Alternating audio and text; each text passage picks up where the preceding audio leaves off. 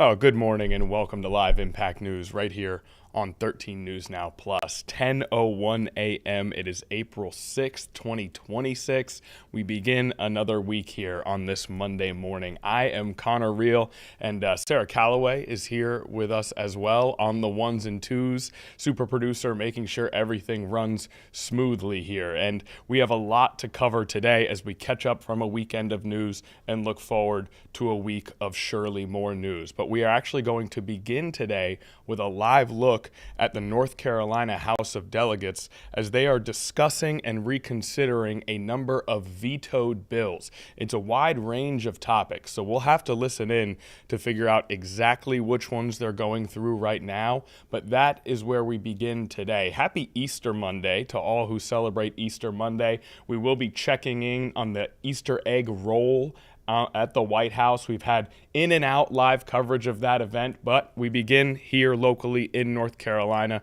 Let's head out there live right now and take a listen as they reconsider these various bills. Stipulations set forth in Rule 15.1. Representative Penny moves, seconded by Representative Sheetslow, that the House do now adjourn to reconvene Thursday, April 9th at 10:30 a.m., subject to the standard stipulations set forth in Rule 15.1. Those in favor will say aye. Those opposed will say no. The ayes have it, and the House is now adjourned.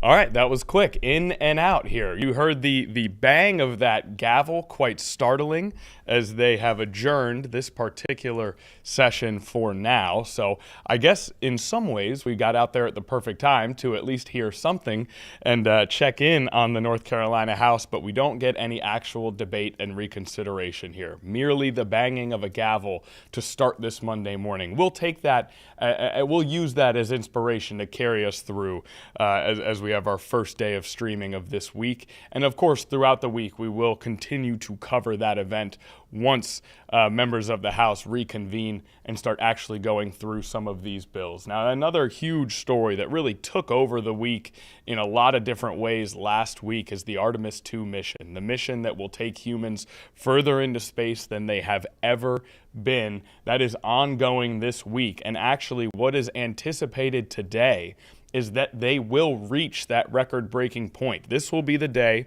where they get they're furthest into space that they'll go on this mission, which will be history for all of mankind.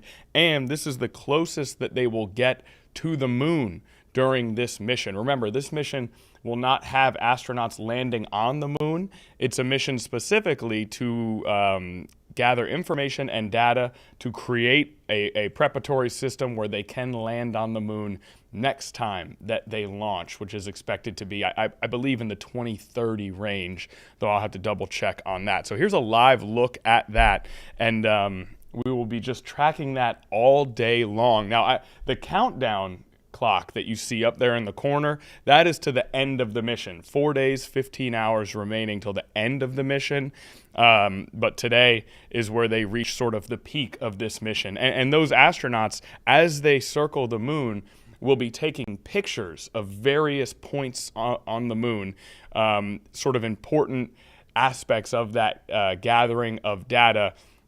And there will be a bevy of scientists back home eagerly anticipating the submission of that information so that they can begin to study and they can begin to learn and prepare for everything that's to come here from this Artemis II mission. So history being made in the cosmos, and that is something that we will just be keeping a very sharp eye on. Look at these images here of Earth from the window of that rocket ship. It just continuously astounding.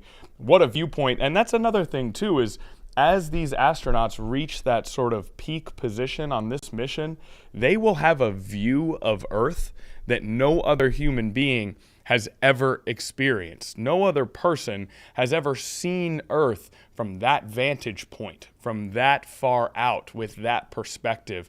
And so providing an entirely new perspective of the Earth itself as a part of this Artemis II mission. Now, So we've got our eye on the cosmos, but of course we've got our eye right here on Earth as well, because here we are very, very closely tracking the war in Iran as it carries into its 6th week. We maintain a heavy dose of updates coming in daily from the war in Iran as it is ongoing. Now, let's dig into those details a little bit. Where do things stand currently with this war this morning, Monday morning? Well, the Israeli defense minister said today that Israel attacked the South Pars petrochemical plant in Iran. There has been talk about attacking energy infrastructure, about attacking bridges. Specifically, President Donald Trump has talked about attacking bridges, desalination plants, which is responsible for water supply throughout much of the Middle East. Now, this announcement came after Iran said that Pars petrochemical plant had been attacked. Israel confirming that they did the attack. Those facilities sparked major Iranian attacks targeting oil and gas infrastructure across the Gulf Arab states. This is much of what we've seen in this war. The United States and Israel attacking Iran, Iran attacking surrounding Gulf states as sort of their means of retaliation. Now, the head of intelligence for Iran's paramilitary Revolutionary Guard, an organization we've heard a lot about as this war progressed, was killed, according to Iranian state media. Israel claimed it was responsible for the killing here on Monday this morning. Israel's military said it also killed the leader of the Iranian paramilitary Revolutionary Guard's undercover unit in its expeditionary Quds force, Asghar Bakari. So I know I'm throwing a lot of names at you here, but the headline is that the head of intelligence for the Revolutionary Guard has been killed, according to Iranian state media, Israel claiming responsibility for that. Now, this morning, Israel and the United States carrying out another wave of attacks, killing more than 25 people just here on Monday morning. Iran, again, responding with missile fire on Israel and its Gulf neighbors. President Donald Trump has given yet another deadline to open the Strait of Hormuz. Now, there have been multiple deadlines over the past 2 weeks to open the Strait of Hormuz. The closing of that strait and the restriction of what was 20% of the world's oil supply has created economic turmoil, including higher gas prices here at home. President Trump has given multiple deadlines for the reopening of that strait, with threats accompanying those deadlines. He's extended them multiple times. The latest here is a Monday night deadline, Washington time. Now, he warned, Washington, D.C. time, that is. Now, he warned that the United States would hit Iran's power plants and other infrastructure targets. Iran's parliamentary speaker called the threats reckless. So again, mentioning those power plants, those infrastructure targets. Again, bridges a part of that. We know one bridge was hit last week, leading to its collapse. And we have also gotten word that Iran has confirmed that communications through mediators are taking place, right? So negotiations between enemies in this war taking place, but a foreign ministry spokesperson said negotiations are entirely incompatible with ultimatums, crimes, and threats of war crimes. Ultimatums such as deadlines for opening the Strait of Hormuz ostensibly, and threats of war crimes such as hitting those power plants and other infrastructure targets, right? So it appears as though a statement like that does sort of directly relate to maybe some of what we've seen from President Trump in attempting to get the Strait of Hormuz open. Now, Egyptian, Pakistani, and Turkish mediators have sent Iran and the United States a proposal for a 45-day ceasefire and a reopening of that strait. This is according to the Associated Press. Now, Iran and the U.S. have not responded to the proposal. It came in late last night. Officials who spoke on the condition of anonymity have reported this to the Associated Press. So that is where it stands in terms of this morning, the war in Iran. Now, we also had a situation last week where 2 American fighter jets went down over Iran. They were flying through Iranian airspace and they went down. And we know that we reported on Friday that one pilot had been rescued from the crash of the F-15E Strike Eagle, while the second pilot rescued over the weekend. That is something that we will look to dive into more as we gather more information. We can report, just reading from a tweet here or an X post from Jennifer Griffin of Fox News. She reported that the second crew member of the downed F-15E fighter jet has been rescued, and that he and members of the rescue team that extracted him from behind enemy lines in Iran are all safely out of Iran, crediting 2 senior U.S. officials and multiple well-placed sources in the region. So that is good news, is that both of those pilots have been rescued, right? That is what you do want to hear in this particular situation. Sarah, I see that you've pulled up gas prices here as we continue to give updates on that in the context of this war in Iran. If you take a look here, we'll hone in on Virginia first. Virginia, that light red, so not the highest, but certainly up there. I mean, over $4 a gallon. Just under the national average, but as far as the East Coast goes, in that sort of higher portion. Now, North Carolina appears to be a bit lower, still below $4 on average, but hovering right around that area. And then if we go over to the West Coast, if we go to California, that's where we really see, I mean, just under $6 a gallon for gas in California. I'm interested to see Illinois here as well, Sarah, because that kind of stands out more on that eastern part of the country, and yet over $4, getting that dark red designation just by a little bit here. Can we hover over DC? Would that be okay? Over here on the far right, I think they'll give us, well, look at DC, well over $4 a gallon, $4.28 per gallon in DC. So those gas prices remain high. Now the S&P 500 did rise 0.1% in early trading on Monday. So the stock market up just a tick. I mean, just the smallest amount it can possibly go up, really. So the stock market up just a little bit here as the war in Iran continues, and so often we've seen the stock market sort of turn on President Donald Trump's words as we go through this war in Iran. Now, we are going to shift gears here a little bit. We're going to do a quick toss to break, and when we come back, we're going to have your weekly forecast. We're going to get you all set up for the weather to come this week. I doubt it'll be as hot as last week, but likely still quite nice here as we make our way through the spring. First, a brief commercial break.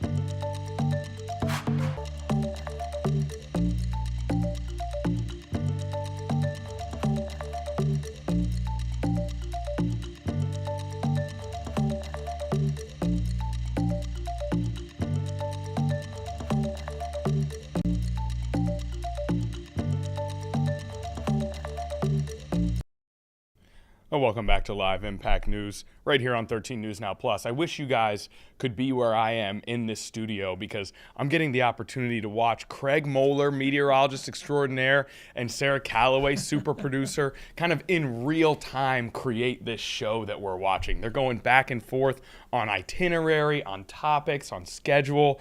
What a treat for me to just get to watch two pros. Sarah is like this incredible, I wouldn't say like sorceress. I would say she is like, I was like wizard. I don't know what the exact term is. Sort of a wizard sorceress. Yeah, it's kind of like I'm sitting next to the Queen's Gambit. She's like, we can move this story over here and slide this one over there. You ever see Iron Man? You know how he'll like blow it up and he can move everything around? I've seen, what was the Tom Cruise movie? Same thing where they're just like throwing that. Moving stuff That's all Sarah. around. Yeah. It's very impressive. She makes it work. On a Monday morning, too. Now, Craig, before you get into the forecast, I know that you will. I have a real kind of grave concern with your presence here. Is that I was just telling Sarah this, is that I don't think I've seen you but maybe once in our lives together where you haven't had a coffee thermos in your hand. Today you come in with water. Is everything okay? Yeah. I know, that's wild. No, I was just out of coffee. I was like, I've got water. I'm just hydrating. All right, so the coffee's already been drinking. Oh, yeah, that's down. Okay, that's I was down. concerned that something was going on. I am officially on this high-quality H2O, so that's what we got right now. I will tell you, if you guys want to start with the forecast, we can take a look at some water flying on our Thompson Creek Window Company Skyview. That's up at Oyster Point, Newport News. And this is the view from Langley Langley Federal Credit Union. That's where we've positioned that camera there. And it's such a good look back at, City Center and Oyster Point, Newport News. You see some of those high, thin clouds out there. Nothing to trouble you. We picked up over half an inch of rain at Norfolk International with those storms coming through last night. Got a little windy. It's still breezy, and that's why I love this Thompson Creek Window Company Skyview. Look at the fountains. You can see every once in a while there'll be a little gust of wind. You'll see some of that, that fountain kind of blowing off a little bit to the side. So this story, really is enhanced, I think, with these sky views. We're at 53 degrees. Do you know what yesterday's high was? Did I say it? You haven't said it. Yeah. Go ahead, Sarah. Was it 84? 85. Wow. 85. Pretty good guess, yeah. Now, we came 4 degrees from our record high, okay? That record high was set in 2025. So last year, yesterday, we reached 89 degrees. This year, 85. Definitely been a warmer time for us over the last couple of years. What we're going to see right now, temperatures back below average today. Low to mid 50s across the area. And those temperatures, that's right now, low to mid 50s. We're going to top out in the lower to mid 60s. So the normal high is 67. Today, 60, I think officially around 63. But that should be it. It will be a little warmer inland. Some inland areas will be in the mid 60s. And right on the water's edge, we may find temperatures there in the upper 50s, so a little cooler. Now, that 10-day temperature trend, we talk about things getting warmer. It's going to be cooler tomorrow and Wednesday. So we're going to be low 60s and then upper 50s on Wednesday, maybe even cooler than that. This is one model's depiction of the next 10 days, and I throw it up there just because it gives us a good general feel. I'm actually thinking that temperature Wednesday may be more like 54 or 55 degrees, and at the beaches, again, some areas very close to 50, maybe upper 40s. So a chillier day coming up on Wednesday. After that, we trend back up. The weekend's looking pretty good, mid to upper 70s here on Saturday. I also think Sunday's going to be a little bit warmer than that, probably mid 70s. So this model kind of steps us back a little bit. But look at the jump into next week, and that's more consistent with several models going back up into the 80s early next week. We've got some warmer weather on the way.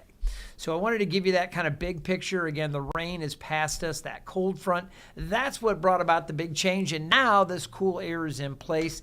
That's what we're going to find today, and you can see the little arrows here depicting the wind coming down from the north, shifting around a little bit. By late afternoon and evening, it takes on a more westerly component for our inland areas, just basically lighter winds kind of shifting around, and we'll go to the south later tonight. So overnight, upper 40s, low 50s. That's actually a little bit above average, but temperatures staying cool tomorrow. And as I mentioned, it gets even chillier because we get a northwest wind, and that's going to keep temperatures closer to 50, low to mid 50s across the area. Chilly. All right, today, 64. Mostly sunny. Inland areas, 64, 65. Right at the beaches, upper 50s to near 60. So kind of pick your location and pick your temp. Tonight's low down around 50, partly cloudy, and then tomorrow back up to 61. So a little cooler than today for much of the area. Mostly sunny. It's going to be nice. Here's a 7-day outlook, and our temperatures are going to be warming back up. As I mentioned, after Wednesday, Wednesday's really chilly, but it does warm up after that. And we're looking to temperatures this weekend, most likely mid to upper 70s. It gets really hot early next week. So that's how things are looking. Now, you guys are seeing me looking down because I have something else. Do I get to share this now, Sarah, or do we have to wait? The Artemis stuff. Oh, no, you can. Okay. I didn't know, I told her she's like running the show. So I know you've got some more NASA stuff lined up. But this has been such a fascination I've had with space exploration and the work that the astronauts do. Anytime we have a chance to talk about NASA, I absolutely love it. So what I wanted to do, and I actually got some help with this timeline. This is from space.com, but I thought they did a great job of listing all of the itinerary today for Artemis 2. As you mentioned, Connor, today is the day for the flyby. So obviously this picture is old when the rocket was still on the pad and we had the moon behind it. I just thought that was a great picture. So here's what we have for our timeline. There is a lot on this screen, but I'm doing this because here on Live Impact News, people may be able to do a screen grab or, be able to kind of pause this and get a good look. All right. Basically, the crew, they woke up this morning at 9:50. Okay, NASA has a very set schedule for when the astronauts sleep, when they wake up, when they get dressed, when they practice this, when they practice all that stuff down to the minute. So they woke up the crew 9:50. And then as we get to the 1 o'clock time period, literally 1 o'clock, NASA will start its main live stream. And I'm sure with our afternoon streaming, we'll take some of that live right here on Live Impact News. Again, it's going to be a lot of talking initially, but at 1:56, okay, that's the first thing we hear. That is when officially Artemis 2 will beat Apollo 13's distance record, okay? And you remember Apollo 13 went around, right? They lost the communications and they used that gravitational pull to slingshot them back when they had issues with Apollo 13. Tom Hanks, everybody loved the movie, right? I mean, anyway, wild. I'm more of a Gosling guy. They made another one, First Man. I haven't seen it. Oh, you haven't seen the new one? Okay. Is it out? It's been out. Craig, you got to get on this. If you're a space guy, you got to get on this. I got to go see these movies. All right. So Artemis 2 beats Apollo 13 distance record. We have the 7-hour moon flyby observation window starts at 2:45. That's when the astronauts get into it. Now, they're going to be doing some preps within the cabin. I was reading about this. They have to darken everything so they get the most beautiful views and they can get the most detail and everything. They're going to be showing some different things, but it's going to take a while for some of the images to come back. Obviously, we've got live looks, and you'll be able to see some things through the live feed as well. But what they're really up there observing, photographing, all that stuff, the process starts with this 7-hour flyby period at 2:45. At 6:47 this evening is when they lose signal. And that's the time I think that we're going to be most anxious, when you cannot communicate with that spacecraft because it's on the far side of the moon. Totally. They're completely out of touch with anyone and anything on Earth. Yeah, it's going to be 40 minutes. Yeah. It's not just a quick thing. I was sharing this story on Daybreak this morning. I was up in Endless Caverns up in Northern Virginia. Yeah. Absolutely beautiful. Everybody, have you guys ever been up to Luray Caverns? Big time. Okay, it's awesome, right? Yeah. Have you ever been to Endless Caverns? No. Okay, so let me tell you about this. Look it up when you guys get a chance. Super neat place. You go into it, you go in much smaller groups, and it's much narrower. But the Endless Caverns got its name because you could wander. I don't think they've ever discovered the end of Endless Caverns. It just goes off and just keeps winding and winding. Crazy.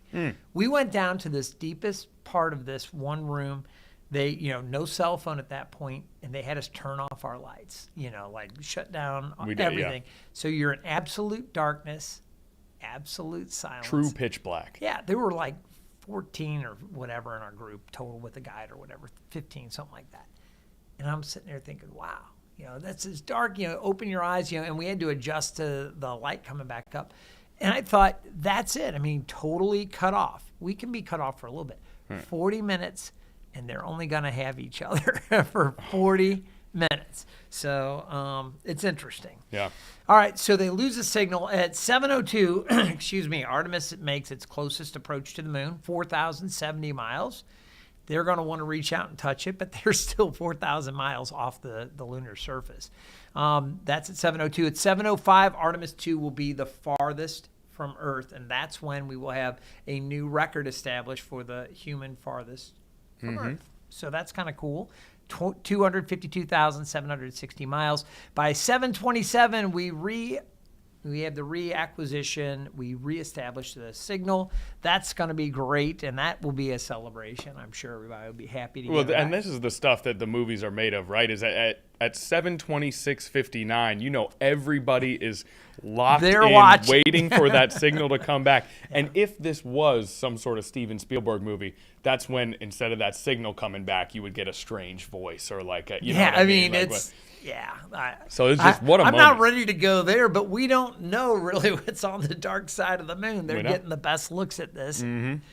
It's going to be fun. And not just that, but you talk about your passion for this sort of thing, right? And obviously scientists all over the world have the same level. And so not only are they waiting for that signal to come back, but then those images start coming in. And it's like, let's dig into this now, There's going to be so much to check out. It's just amazing. And something that the astronauts will be treated to, a total solar eclipse.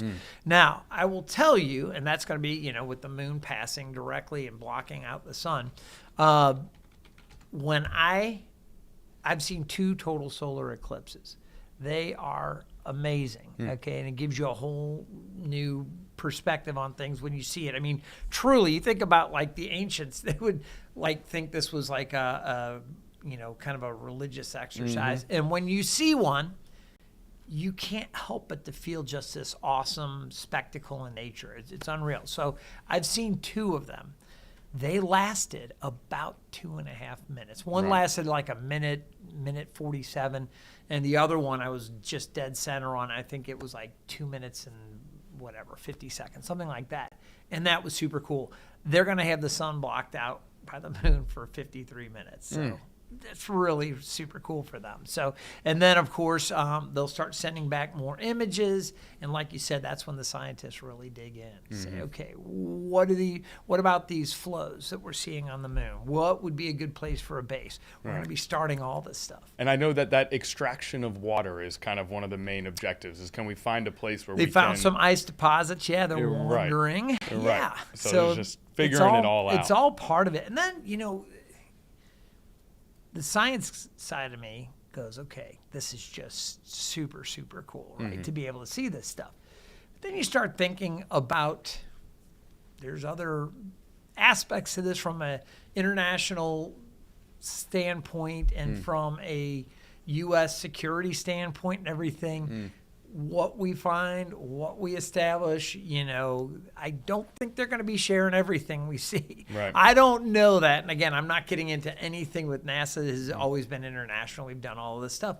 But there's so much stuff that they're going to be gleaning, and with our Space Force and everything else, I'm just wondering how much we're going to see, what they're going to share with us, and how all that goes. Yeah, so. I mean, what a day. It's truly a historic day, and a day that you mentioned slingshot. I mean, this day could slingshot us into true, real, more permanent space exploration and settlement years down the road. This could be the first step on that path. So there is so much to consider, and we do hope to take some of that live on Live Impact News in our 2 p.m. hour coming up later on. So it should be pretty amazing. And again, there are little things like every time I watch some of NASA's feeds, like you'll see things, and then that leads me down rabbit holes of like, okay, so what are we looking at? Like these little flecks of light that are going by. It looks like something from the Millennium Falcon. Are those stars? Well, no.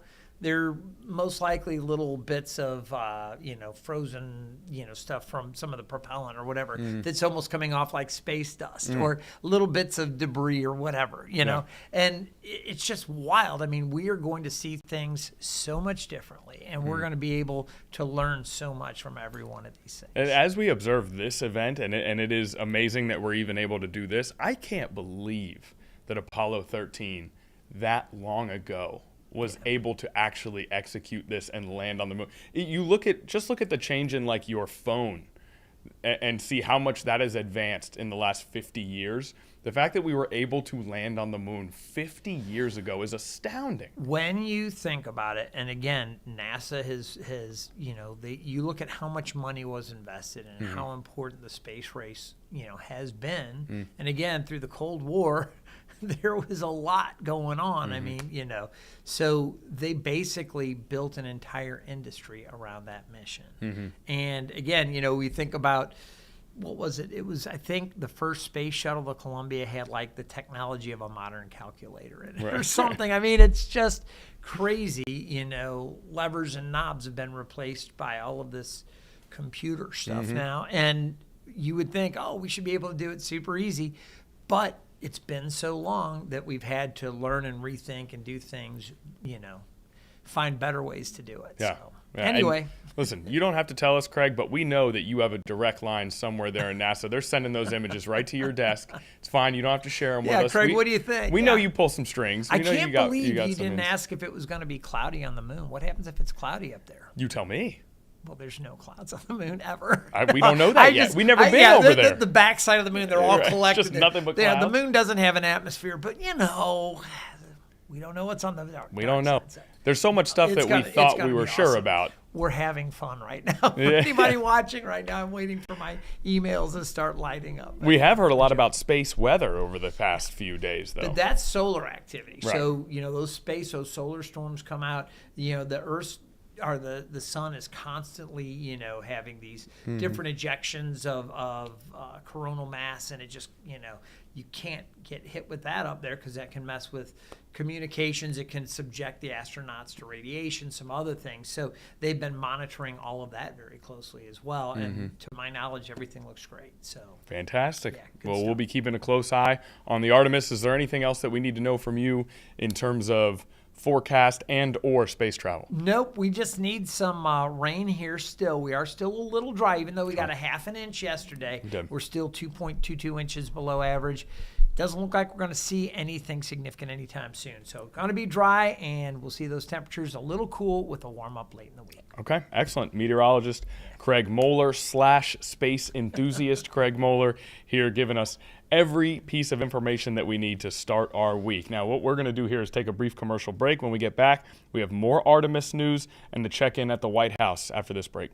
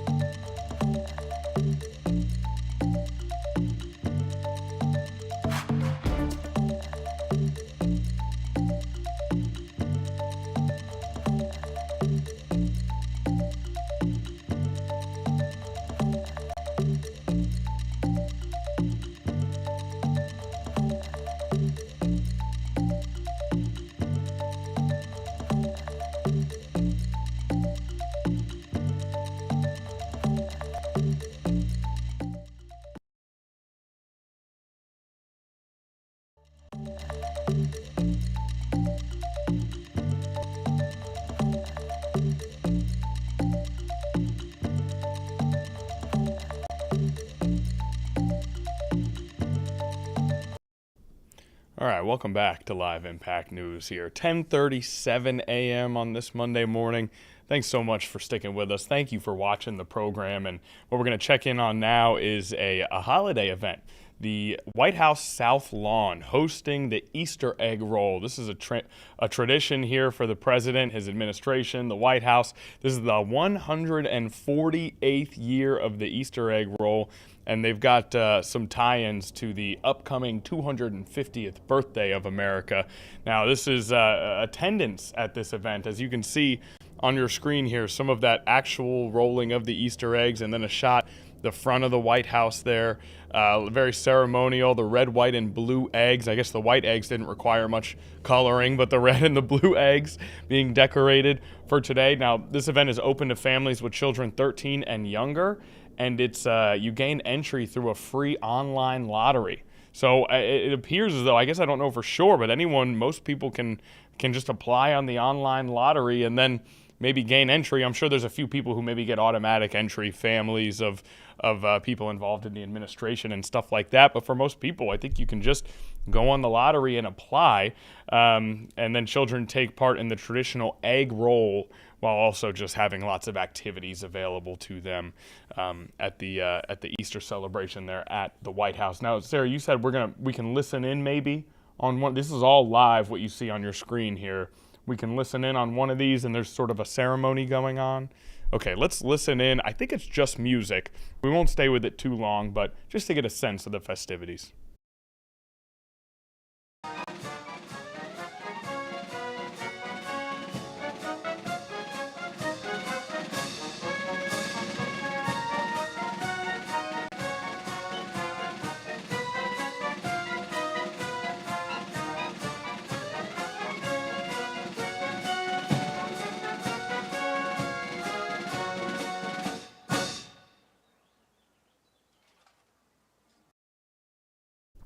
Okay, there you have it. A very festive moment there at the White House with that band playing that song. Now, on one of our other live pictures here, they do seem to have honed in on a pair of microphones that sit on the balcony at the White House, and obviously that means we expect speakers, and President Donald Trump may be one of those speakers. Of course, all of this, as we talked about earlier today, Easter celebrations are fantastic, but this is all happening under the specter of the war in Iran.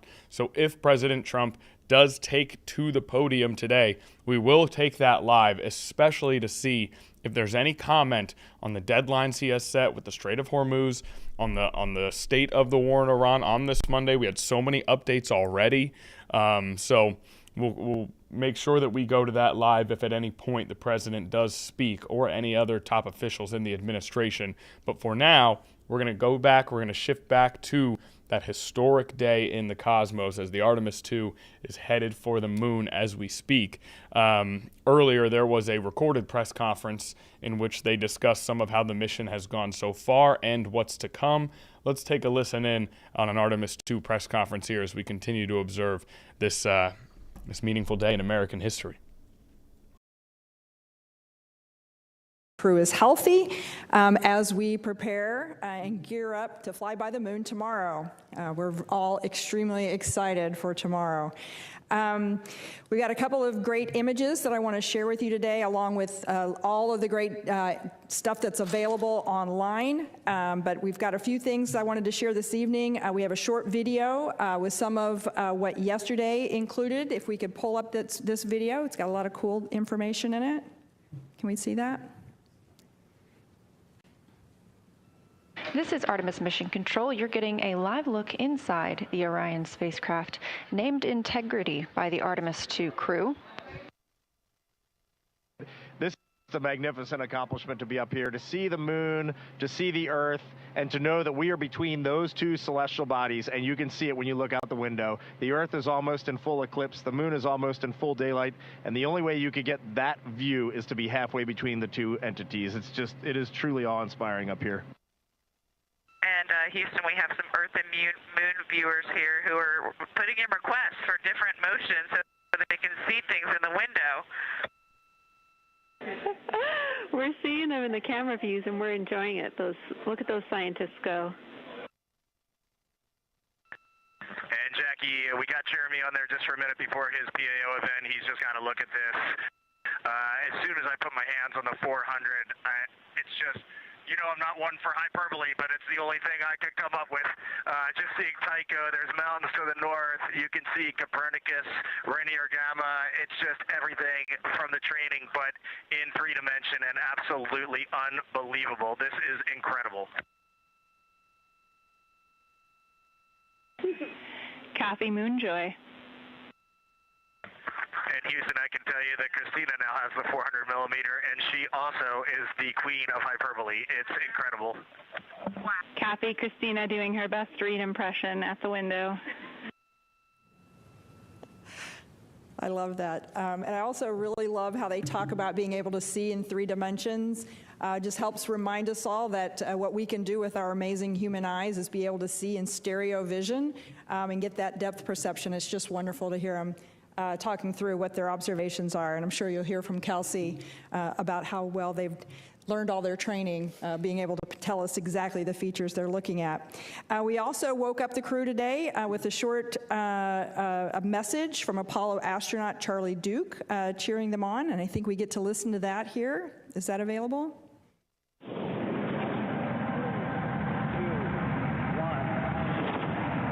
Hello, Reed, Victor, Christina, and Jeremy. This is Apollo 16 astronaut Charlie Duke. John Young and I landed on the moon in 1972 in the lunar module we named Orion. I'm glad to see a different kind of Orion helping return humans to the moon as America charts the course to the lunar surface.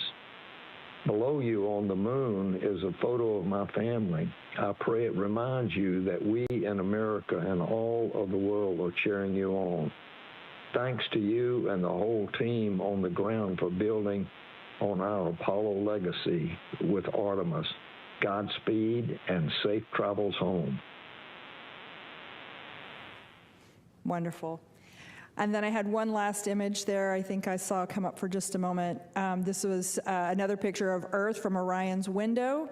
And it really gives you a sense of just how far away the crew is from Earth. This was taken earlier today by Christina. I just think it's beautiful. So we're really gearing up now for what's going to be an exciting lunar flyby tomorrow. Our flight operations team and our science team are ready for the first lunar flyby in more than 50 years. I know you guys have asked questions, and we've heard them over and over again, lots of questions about what's so special about the moon. And just wanted to say a couple words. You know, the moon and the Earth are fundamentally made of the same material. You know, in the way back, the Earth, the former proto-Earth, was hit by a Mars-sized object, a massive collision that left lots of debris out in space that then coalesced into what is now Earth and Moon. So our whole Earth-Moon system literally is made up of the same materials. And so although Earth has gone through lots of evolution with plate tectonics and weathering, you know, the Moon has been there as a witness plate to see everything that's happened over the 4.5 billion years that we've been around. So very cool. So we're really excited to fly by and get to take these observations. Particularly having humans on board really complements the robotic exploration that goes on from NASA. They're definitely not mutually exclusive. We're working together hand in hand to grow our knowledge of what we know about the Earth and Moon system. There's a lot of science on this mission, not just the observations that you hear about from Kelsey, but our human health studies, such as the Avatar experiment that's being carried on board. All of these human health experiments are informing how we can keep our crews healthy on the longer missions that are coming up in the future. This mission is also the first opportunity we have for our science and engineering teams to work together in real time while our crew is at the moon. And I think this is another key piece of the science that we're doing on this mission is not just the observations, but learning how to work together between our flight operations and our science evaluation room and the crew. This is a really good example and a good test case to work through some of those things that we're going to need absolutely critically when we send our crew to the surface of the moon. It will also inform how we operate on the moon's surface during our future Artemis missions, and a great example of how everything that we're learning on this mission is going to feed forward to our longer-term presence on the moon. So with that, I'm going to pass it over to Rick. Thank you, Lori. Wanted to open by wishing everyone a happy Easter, and on behalf of the flight operations team, thanks again for your continued interest in our mission. Yesterday, the flight crew finished up their day with a manual piloting activity where they took the spacecraft into 6 degrees of freedom, 3 degrees of freedom, and then we purposely deselected a few thrusters to characterize the performance of the spacecraft with some thrusters disabled. We also performed a public affairs event with the Canadian Space Agency. We had a couple of routine medical conferences. The flight crew reviewed the science plan that our science team has put together for them. And then we also performed a few activities to help characterize the carbon dioxide removal capability of Orion. When we did a few back-to-back exercise sessions, we wanted to understand just how capable the CO2 removal system was, and the results have been very favorable to date. Today, the astronauts started their day with an opportunity to put their orange launch and entry suits back on. You can imagine that when you put your orange launch and entry suit on in 1G back in Florida, it's a lot different when you try to put it on in zero gravity. And so we gave the crew a chance to practice that before they have to do it on entry day. And since the crew were wearing their orange suits, we also used this time today to practice a few contingency scenarios where they may, if they had to spend extended time in those orange suits, how would they practice drinking their protein shake or delivering medication? And how would you set up the seats in Orion while you're wearing the bulky suits? These are things that they would need to do in a contingency, and we wanted to be able to practice these before if we found ourselves in a scenario where we would need to do them. Once we finish the suited operations, we're going to turn our focus towards trajectory correction maneuvers. We're going to perform the outbound trajectory correction maneuver number 3. This is actually going to be the first one that we actually do. We found that Orion was on such a pinpoint trajectory that we didn't need to do the first 2 correction maneuvers. The one today we're going to do later on is 9.9 feet per second. It'll take about 14 seconds, and it's going to use the auxiliary thrusters on the Orion service module. We have a few other medical conferences later today. We're going to do a demonstration of in-flight maintenance where we remove one of the panels of Orion to demonstrate that if we needed to get back behind one of the Orion spacecraft panels, we could do so and maybe perform a maintenance activity if we needed to. And then while the crew's asleep, we're going to perform a demonstration on the ground using our optical comm system.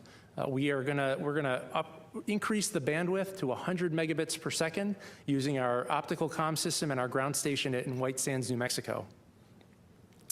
The most exciting portion of the overnight hours here on Earth is going to be when Orion enters the lunar sphere of influence at 12:40 a.m. Eastern Time. That is significant because that's when the moon's gravity has a stronger pull over the Orion spacecraft than Earth's gravity. And so that's a significant milestone on our mission. I also wanted to comment a little bit about my console activities. I worked the past 3 days as the lead of the planning shift on console and mission control, and I just wanted to highlight the exceptional. Okay, so we do cut out of that Artemis II press conference in order to go out to the White House where President Trump has just taken the podium at the annual Easter egg roll. Let's take a listen to the president. Where we celebrate Jesus, it's a day where we celebrate religion, and it's an honor to be the President of the United States. Our country is doing so well, like it has never done before. You'll see that very shortly. And things that we've done have not been done before. We've broken every record on the stock market. We've broken every record in our military. And what about the rescue that took place yesterday? What about that? That's something that you rarely see. You know, they were giving me a briefing about that. And they said normally when you're in very hostile territory, and I don't think it gets much more hostile than Iran, they're capable fighters. They're very tough people. And there are others like that. You don't mind when the enemy is weak, but that enemy is strong. Not so strong like they were about a month ago. I can tell you, in fact, right now they're not too strong at all, in my opinion, but we're soon going to find out, aren't we? But when a thing like that happens, where a pilot shot down, in most instances, you're really not able to go in, because you'll go in with 200 people and lots of jet fighters and helicopters, and you really don't have a chance. They get shot down. You lose 200 in order to pick up one. It's a horrible thing, but it's very rare that you can do it. And what we did yesterday is we picked up not one, we picked up two. We kept the first one quiet, and we were able to keep it quiet for about a day, which made it a lot better. But those two pilots were incredible, brave, and we thank them. And we're going to be having a news conference today at 1 o'clock at the Oval Office, and we look forward to it. But I just want to say we have a great military. We're the greatest military, the most powerful military any place in the world. You saw what happened with Venezuela.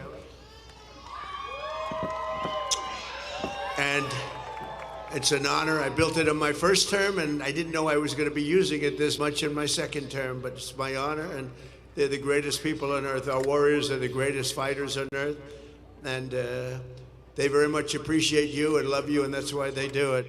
So this is all about today. I must tell you, I came out and I expected we were going to be talking about farmers, and we love our farmers. We were going to talk about so many different products, but you know what they want to talk about? Sir, this is about eggs. Eggs. Because we have the egg farmers of the entire country here, and they are unbelievable. And if you remember, when I first got elected, my first news conference with the fake news, a lot of fake news here today, but I had a news conference, and the first question, what are you going to do about eggs, sir? I said, what's wrong with eggs? I just got there. It's my second day in office. I had a news conference, and they were screaming at me, what am I going to do about eggs? And I said, well, it's like, tell me what's wrong with eggs. The price was so high. It was 4 times higher than it was a year before. I said, well, that sounds like a problem. Let me think about it. And Brooke Rollins, our great Secretary of Agriculture, she got involved. We all got involved. They didn't want me, as you know, just last year, it's hard to believe, they didn't want me to order eggs for the Easter egg roll, the Easter egg hunt that we have here every year. They wanted me to use plastic. I said, I'm not using plastic. We'll get it solved. And within a short period of time, eggs came down. They came down 40%, 50%. And by the time we got there, we had so many eggs, we didn't know what to do with them. And today we have more than 40,000 eggs supplied by all of the great egg farmers that are with us. So eggs is a big thing, and it was a big thing to our great First Lady, who's here someplace. Let's see. I think this is our First Lady. What do you think of our First Lady? She's a movie star. I don't know. Do we call her First Lady or a movie star? She has the biggest movie. Can you believe this? And she deserves it. Would you like to say a couple of words to your friends? Happy Easter Monday. I hope you enjoy this beautiful day. We are celebrating a very special Easter egg roll this year because it's 250th birthday of this beautiful nation. Enjoy it, and I hope you have a wonderful day. Thanks. Thank you, honey. And she worked very hard with her staff and the staff of the White House on really just making it nice. This is the nicest I've ever seen it. So this is my 5th, and I will say that it gets better every time, right? It gets better every time. You notice the fencing is all brand new. I said, we could have bought used fencing and saved a lot of money. They said, this is for Easter, and this is for our egg farmers, and we're going to get new fencing. Everything's new and everything's beautiful, and the White House never looked better, and our country never looked better. So I just want to thank everybody. It's been a special period of time. 1 year ago, a little bit more, our country was dead. We had a dead country. We had an administration that didn't know what the hell they were doing. Today, we have the hottest country anywhere in the world. We're respected by everybody, and that's the way we're going to keep it. That's the way we're going to keep it. So again, I want to thank all of the associations and the egg farmers and all of the people that are here. We think we could have 50,000 people coming all day long. It's open, and they expect between 30 and 50,000 people, so that's great. And most importantly, I want to just say, Happy Easter, and God bless America. We have the greatest country on earth. God bless you all. You are very, very special people. Thank you, everybody. Have a good time.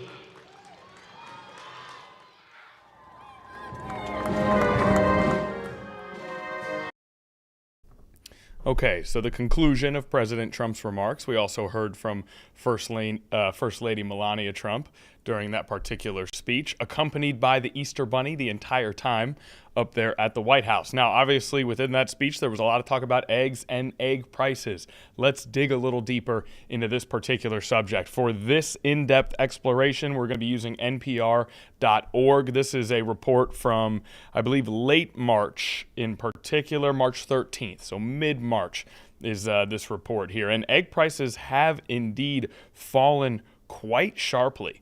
A massive difference from a year ago. That has been the case. The average retail price has fallen to about $2.50 per dozen, according to this particular article. They include that this turnaround is all about the avian flu, which a year ago had wiped out tens of millions of laying hens.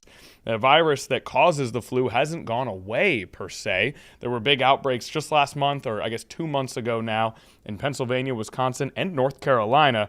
But overall, this flu season has done far less damage to egg farms this winter than last winter. Now, the thanks to, in terms of a reason for this, right? There are different options. It is not particularly known. It could be due to farmers' increased safety precautions, changes in the flu virus itself, or it's just plain luck based on the entropy of Mother Nature. But there are about 9 million more hens laying eggs in the United States now than there were this time last year.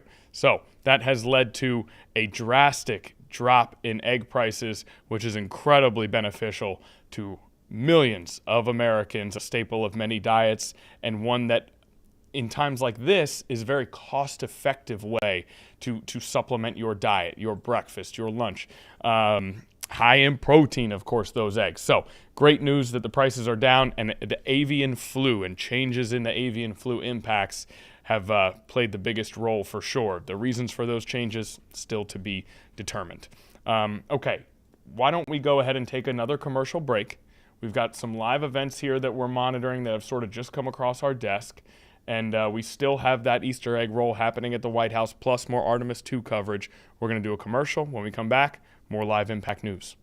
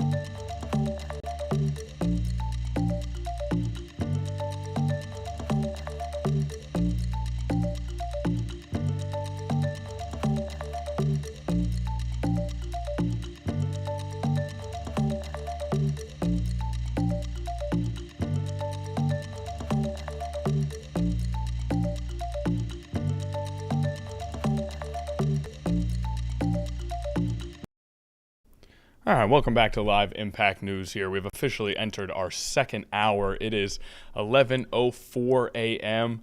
It is a Monday, early afternoon now, and we've had a busy first hour. Of course, it's Easter Monday in the Artemis II, in the midst of the most historic aspect of its mission. Let's go ahead and survey our live board here. You see over to my left, this is everything that we're monitoring. On the bottom is anything locally that may be live. Up on the top, that's national live cameras that we're getting. And then over here, of course, we have all of our local cameras here that are around Hampton Roads. That's where we get those beautiful landscapes that we like to show you guys. So up on the sort of top right where you see the wording there, that is going to be a press conference in Atlanta featuring Mayor Andre Dickens and members of the Atlanta Police Department. And the reason that we anticipate for that live event is because it was an incredibly violent weekend in Atlanta, specifically for teens, right? 16 people shot since Thursday in Atlanta, half of them teenagers, and a 16-year-old died in Piedmont Park. The police are continuing to investigate as aggravated assaults have also risen 17% citywide. So there's a press conference that will be taking place in Atlanta. We anticipate during our second hour here, and we will take that live as the law enforcement and city leaders attempt to find an answer and a solution to a very grim weekend in Atlanta, including the death of a 16-year-old in Piedmont Park. So we will go to that live if we get the opportunity. Now, on the other part of our big board, we have the Artemis II still headed for the moon, and then we have 3 screens that are just all that White House Easter egg roll, as all 3 of these screens here are still the White House Easter egg roll as President Trump makes his way through the festivities. Of course, just before that break, we took his sort of his speech there to open the Easter egg roll. And so we'll continue to monitor that. If any administration officials take to the microphone, sometimes there are reporters going around just gathering interviews. We'll continue to keep an eye on that as well. For the time being, we were in the midst of an Artemis II press conference that was interrupted because we wanted to get out to Washington, D.C., but we're going to go ahead and listen in on more of that press conference now, as again, today is the day that those 4 astronauts will go further into space than any human being ever has before. Today is that day. Let's listen in on this press conference. Planning team working the overnight hours while the crew's asleep. We were the first ones on planet Earth to see those images, so it's a pretty special time. I wanted to end my remarks with showing a video of some remarks from our pilot, Victor Glover, which I thought were particularly poignant and were worth repeating. And so let's go ahead and play that video. In all of this emptiness, this is a whole bunch of nothing, this thing we call the universe. You have this oasis, this beautiful place that we get to exist together. I think as we go into Easter Sunday, thinking about all the cultures all around the world, whether you celebrate it or not, whether you believe in God or not, this is an opportunity for us to remember where we are, who we are, and that we are the same thing and that we got to get through this together.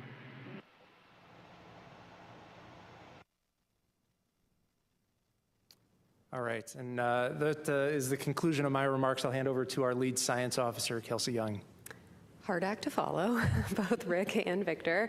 I will say, I think the copy Moonjoy is going to be like my new motto, copy Moonjoy.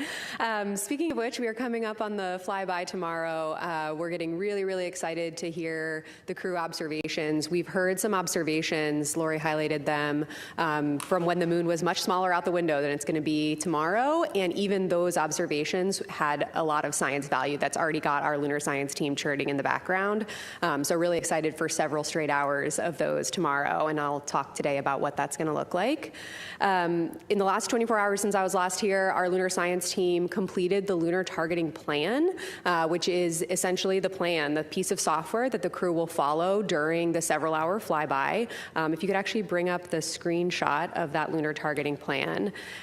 This is what's going to guide the crew's observations during the flyby. It is just a guide. They are the field scientists, and they are encouraged to go off book if what they're seeing in front of them really compels them. We've even built in targets specifically for crew choice where they can really image what pops out to them. And so what you see here is what the crew will be looking at for the entirety of the flyby tomorrow. You see on the left side a list of sort of targets that listed vertically in the top left of the screen. Those are the targets in the timelined order we're asking them to image them in. And they're in a specific order because ultimately these targets trace back to our lunar science objectives. We have 10 lunar science objectives for this mission. All of them are covered in the targets in tomorrow's targeting plan, and they're in that order down the left side that you can see.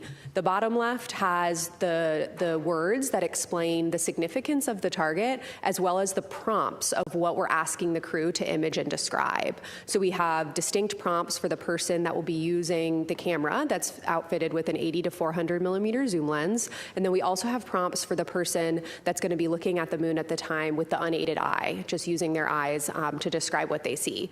Along the bottom is a cue card as a reminder of what should go into their science descriptions. I would expect they're not going to need to reference the cue card that much because they've had many, many months to practice giving good descriptions.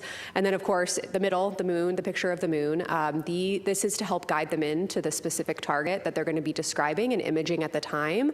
You see specific labels called out to help them, provide geographic references for their descriptions. And you also see the previous target and the next target highlighted in different colors. So this is the piece of software that the crew will be looking at. And if you go to the next picture, Rick referenced yesterday that one of the activities that the crew did yesterday was to review that plan. And we just totally oohed and awed in the science evaluation room when we saw them studying in Orion. So there is Victor Glover studying the lunar targeting plan on his tablet, his crew tablet. All 4 crew had time to study that yesterday, and they'll also have a little bit of time to review it tomorrow morning.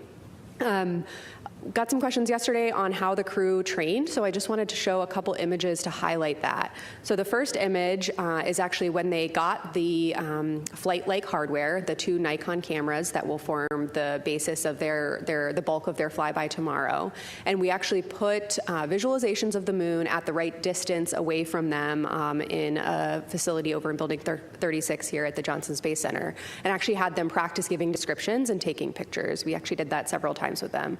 And if you go to the next chart, we also put them in and near the Orion mock-up, the medium fidelity mock-up we have here at the Space Vehicle mock-up facility here at the Johnson Space Center, and actually had them get inside of Orion and actually look out the window at a giant inflatable moon globe we hung from the ceiling, so they could practice that physical choreography they needed to inside of Orion before their flyby. And so the last thing that I'll end with is actually showing a video that I showed yesterday. So if you could play that. This is tomorrow's flyby in 60 seconds. So what tomorrow will look like is a roughly 5-hour period where the crew will be observing the illuminated surface of the moon. In response to the question I got yesterday, the 2 Apollo sites they'll be able to see here at the beginning are the Apollo 12 and 14 landing sites. As they progress through the several-hour period where the moon is illuminated, they'll continue to work through that targeting plan. Again, each target is based on our lunar science objectives, and they'll be able to see how the moon is changing. Okay, we've settled into a familiar pattern of back and forth here. We listen in on Artemis 2. We go to President Trump when he speaks at the White House. He is now speaking at the White House once again. Let's take a listen. It looks like he's talking to assembled press this time. Why did you use such vulgar language in that Truth Social post? Only to make my point. I think you've heard it before. Mr. President, why did you say praise be to Allah? Have you spoken to the families of the airmen that were saved? I'm going to be doing it right now. Mr. President, what do you say to Americans who are not a fan of the war? They're foolish because the war is about one thing. Iran cannot have a nuclear weapon. Had we not broken the Barack Hussein Obama agreement, you know what I'm talking about, the Iran nuclear deal. This is years ago, my first term. You would have had a total, Israel would have been gone, extinguished. Israel would have been wiped off the face of the earth, and the entire Middle East would have been, at a minimum, in big trouble. But I did it. That was phase one. We killed Soleimani.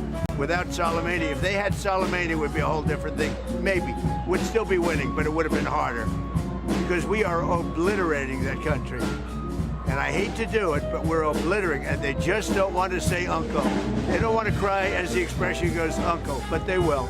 And if they don't, they'll have no bridges, they'll have no power plants, they'll have no anything. I won't go further because there are other things that are worse than those two.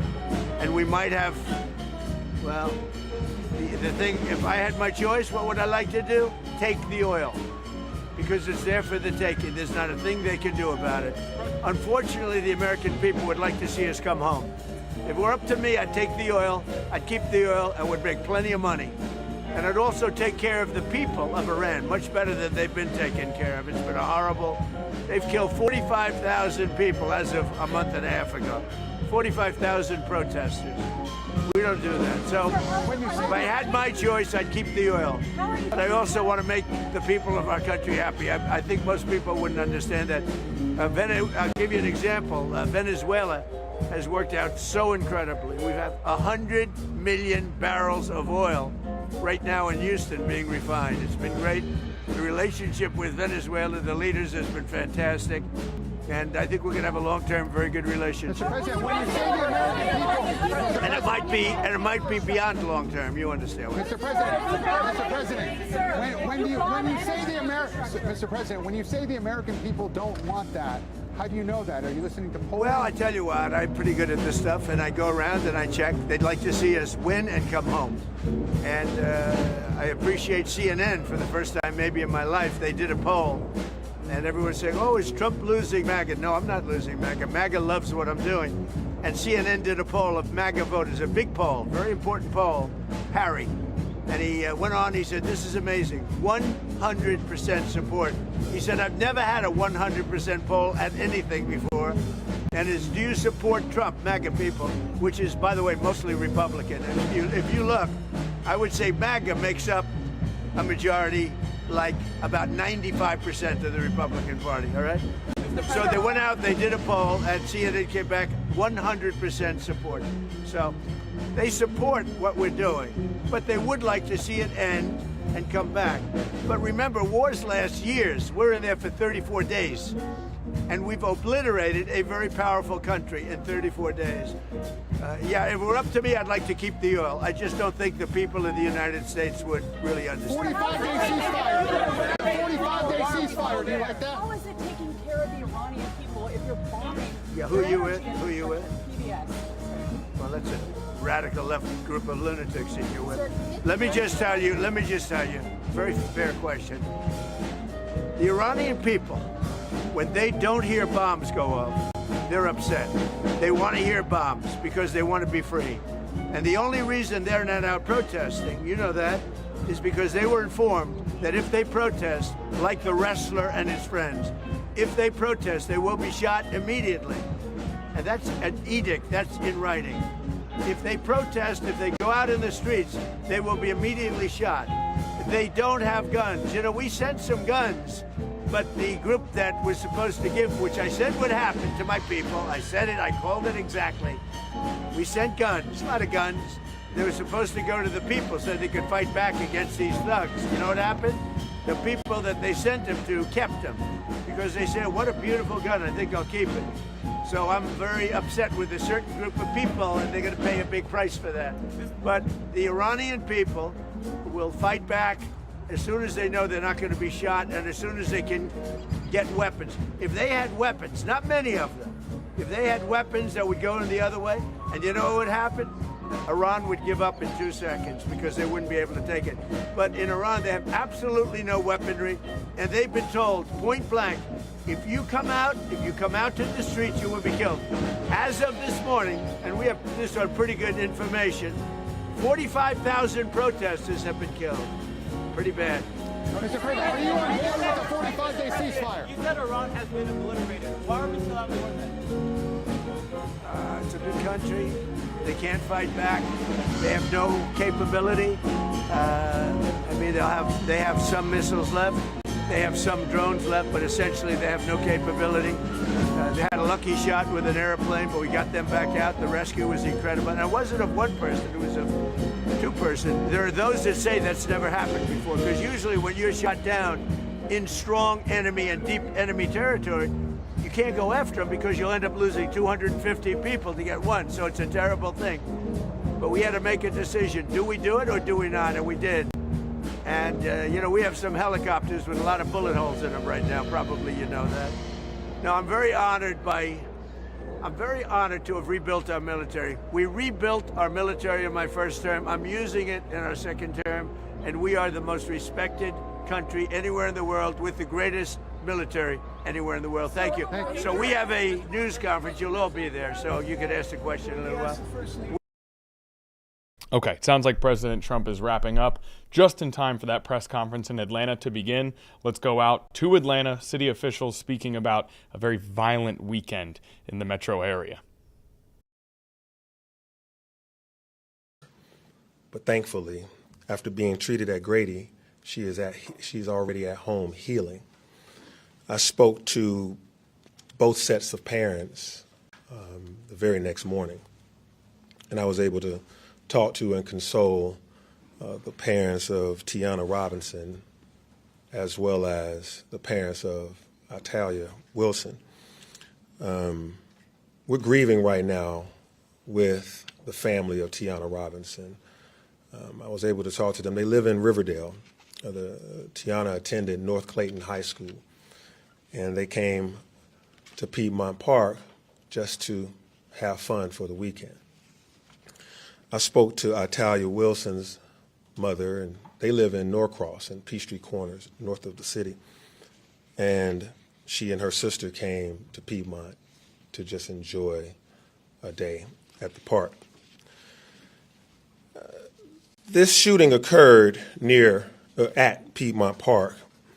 On one side of the park, where we had there was not a festival going on this side of the park. On one side of the park, earlier in the day, there was a festival taking place. It was a permitted festival by the city's standard permitting process.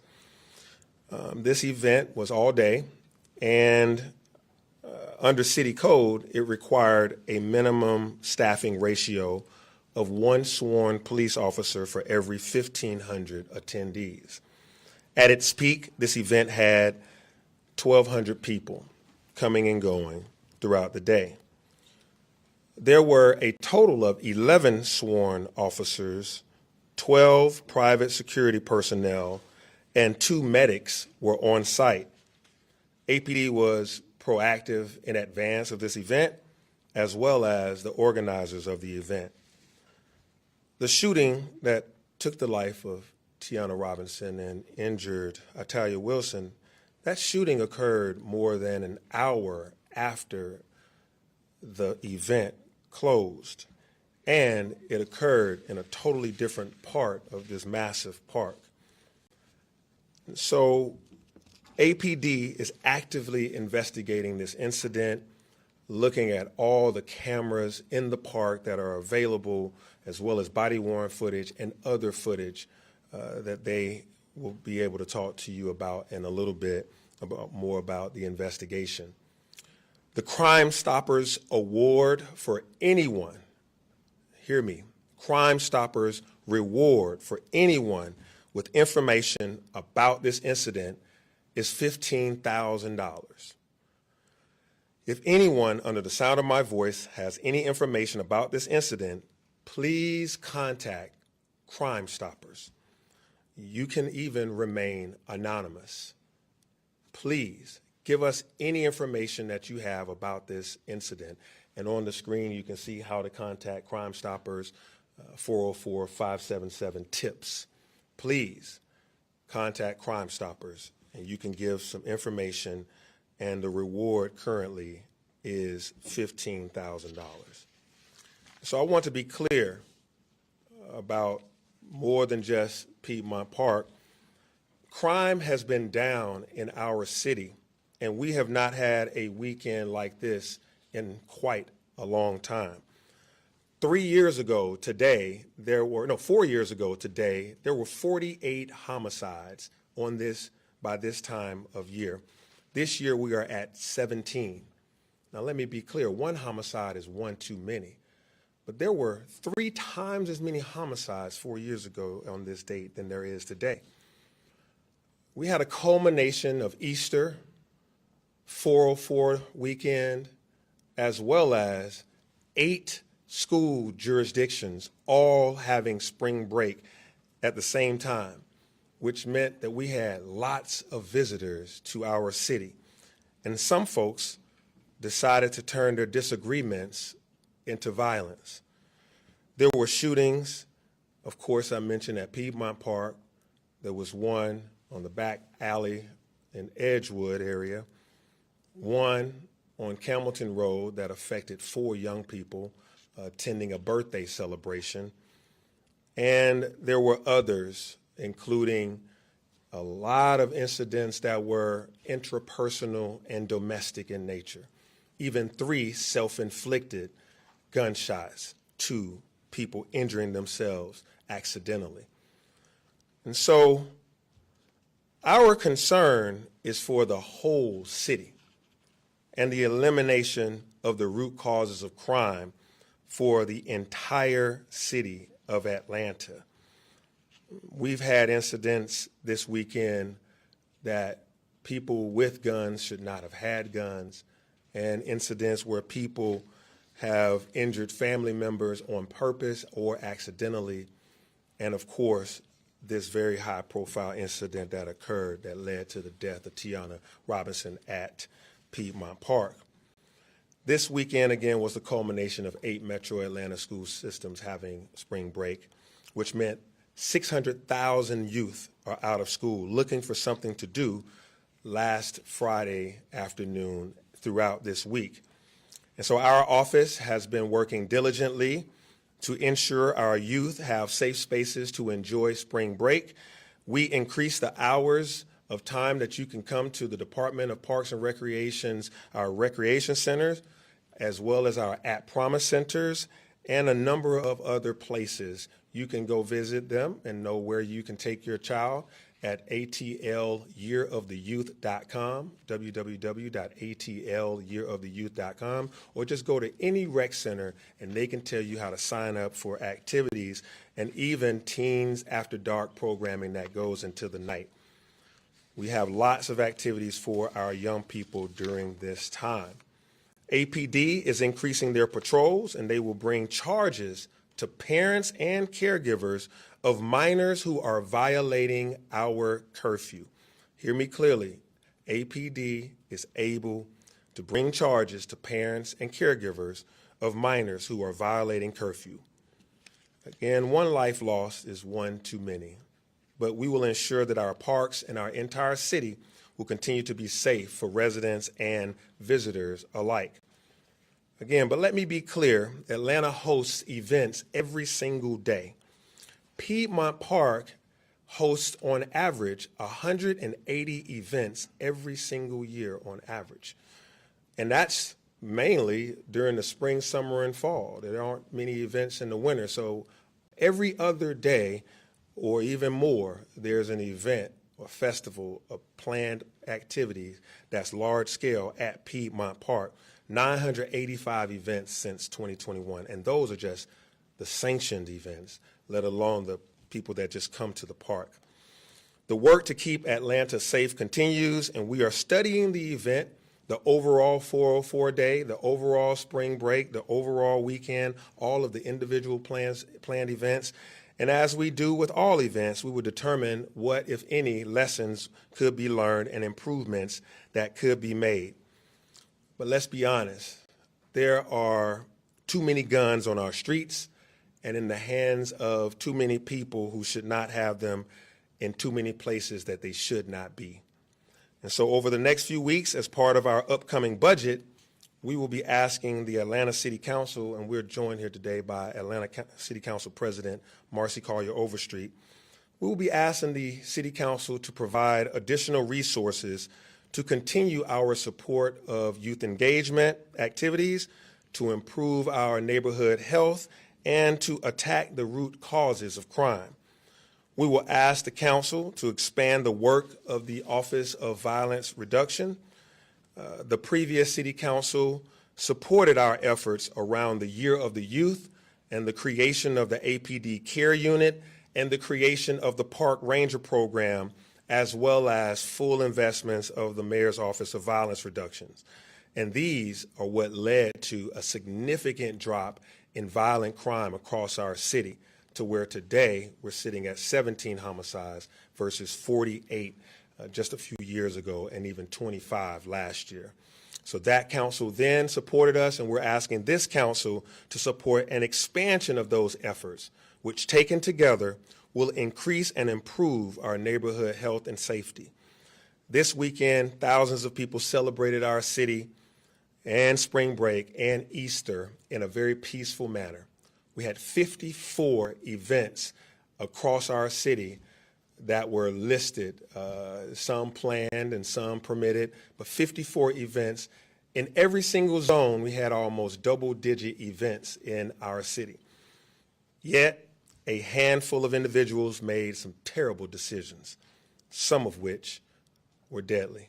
And I want to thank the men and women of the Atlanta Police Department, Atlanta Fire Rescue, E911, EMS, and the wonderful staff at Grady Hospital for their commitment to safety of the people of Atlanta. And I also want to thank the thousands of residents and visitors who celebrated and had a great time this weekend in our beautiful city, and to the small businesses that hosted events for whether it was spring break or 404 celebrations. So now I will turn it over to Chief Tyus, who will give more details about the particular incidents and the ongoing investigations, and then I will return to answer questions. Chief Tyus. Thank you, Mayor. As the Mayor said, we had a very busy weekend, very difficult weekend this weekend as it relates to violence in the city. We saw violence play out in many quadrants of the city, but as the Mayor said, a lot of those incidents were beyond the control of the police department. 3 of those incidents were self-inflicted gunshot wounds where all 3 of those individuals probably shouldn't have even been in possession of a firearm. We had a 59-year-old male who shot himself in the leg with a firearm and then was less than truthful with the police and said he got robbed. We had an 18-year-old male who was committing a Cash App scam with an individual, and as he's running away, his pants fall down, he grabs his pants, and he accidentally shoots himself. And, you know, we also had the tragic incident of the 3-year-old who's killed inside of an apartment at 12 at night, left there by the parent who's trying to go to work and make a living, leaves it with a 70-year-old babysitter, and somehow that 3-year-old ends up with the gunshot wound to the head. And then we have an incident in Zone 6 where we had a father and a son who get into an altercation, and the father tells his son he's going to shoot him because his son has a drug addiction problem, and the father follows through on that and shoots that son. Those incidents, the Atlanta Police Department really cannot control. But let's be clear, the ones that we can control, we will come after those people.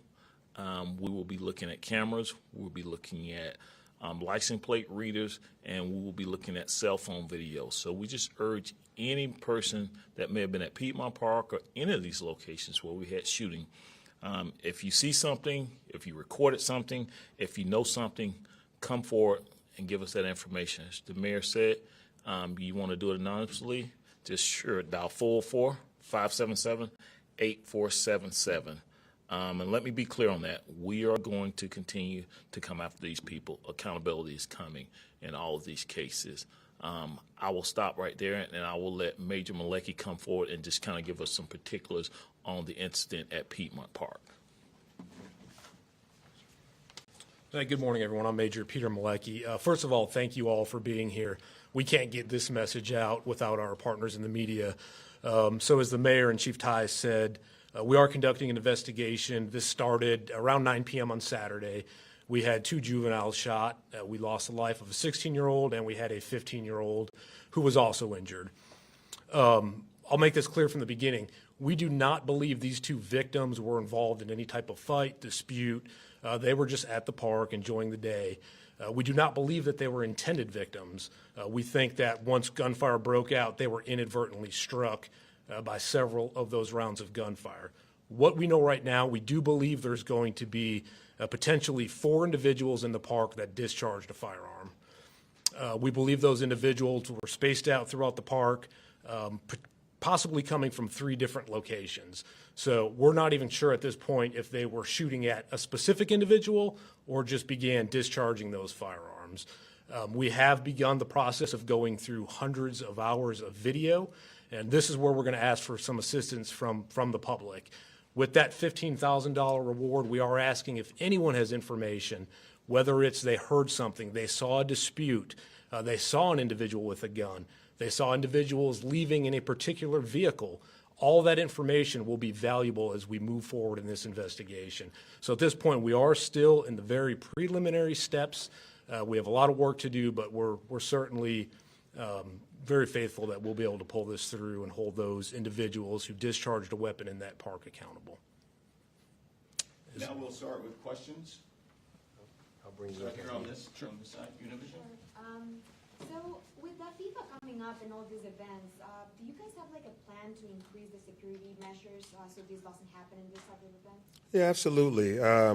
We prepare for every day to try to make sure that Atlanta is safe for residents, for visitors. Of course, that includes major events like FIFA World Cup. It includes every single day. During this weekend, we had Atlanta United matches. We had events at State Farm, had concerts at Tabernacle, at Center Stage, at Downtown. We had a parade. We also had Underground. We had South Downtown. We had events all over the place that were actually safe and planned with APD's protection and involvement, as well as the Parks Department and so many others. So we plan and work together with everyone.